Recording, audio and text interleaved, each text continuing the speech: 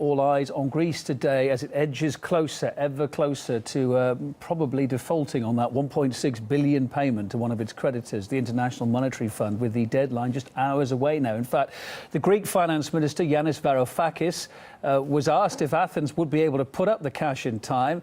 He gave a blunt reply to reporters, and that reply was no. The country's not getting any further bailout funding from Europe, though there are rumours too circulating today in the last few hours that Athens and the EU are still trying to strike a deal, even at this 11th hour. RT's Harry Fear is in Athens. Here on the streets of Athens, needless to say, much anxiety amongst ordinary folk about the financial situation. But what do business owners think about the dire economic situation and its future? Let's find out. I think I would vote for no, as in not to accept the terms. Why? Why? Because I think they're not viable as they are at the moment. I mean, it's just an ongoing situation that will not improve the lives, at least, of people in Greece. On Sunday in the referendum, how will you vote? For sure, no. And I can see no intention from the European Union to give us the opportunity to stand again on our feet. And if they're not going to give us a chance, we're going to take it by ourselves. And use the drachma again? Yeah, of course. No shortage of questions then, or livelihood-threatening concerns for businesses to ponder. The message clearly that after this years-long financial crisis, something has to give, and the change needs to happen now. In Athens, I'm Harry Fear, RT.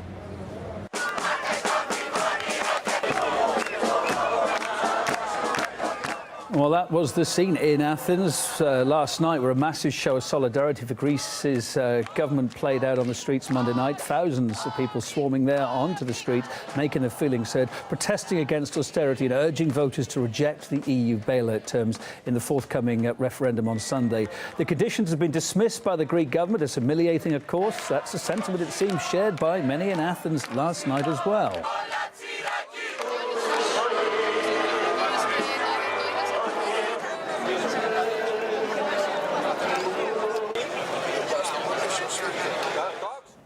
So talking of that referendum, the question's now been formulated. It is, should the creditors' terms be accepted? That's the very question Greeks will say yes or no to in Sunday's bailout referendum. It mentions nothing about leaving the Eurozone, which is how it seems some European leaders are painting the vote.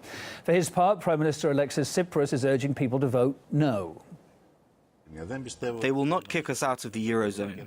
The economic cost is too great. Should we accept this vicious circle? No. That's why we are letting the Greek people decide. We are calling on you to reject the deal. The more people reject it, the greater our leverage at the negotiation table. 2 years ago, the IMF admitted that it had failed to realise the damage austerity policies would cause in Greece, but nevertheless decided to continue with the programme.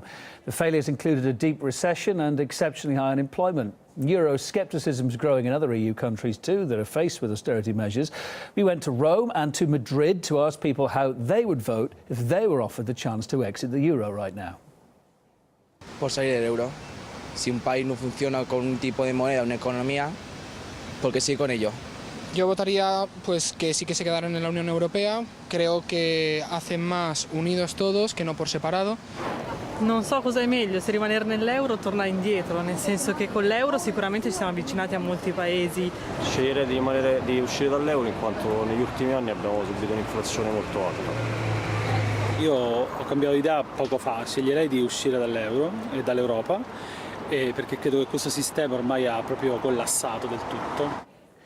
Just a few thoughts on the streets there. Economist Jeffrey Albert Tucker spoke to us. He thinks the Eurozone's been troubled from the very beginning. The big fears of a domino collapse are very much real. These countries should have never been part of the same monetary union to begin with, because they have radically different fiscal policies and regulatory policies, and they're just completely different countries with different type of economic structures. They didn't need to be in the same currency zone. And just because you force a currency on people doesn't cause them to be united. Probably the sooner that the weaker economies break off, the less political division and antagonism and economic upheaval we'll see. Antagonisms between countries are actually more intense than they've ever been, mostly due to the euro, which was, as I say, I think it was a mistake from the very beginning. Meanwhile, with all the best intentions, there we go. Let's look at that site again. We showed you last hour. British shop worker thinks he's got the solution to try to help Greece's pay its debts. Tom Finney, 29, from London, has launched a crowdfunding campaign to collect the money Greece needs to pay the IMF. It's gone up a few thousand in the last hour. You can see how it's going there. Tom says it works out to a donation of just €3 per EU citizen. That's the equivalent of a feta and olive salad.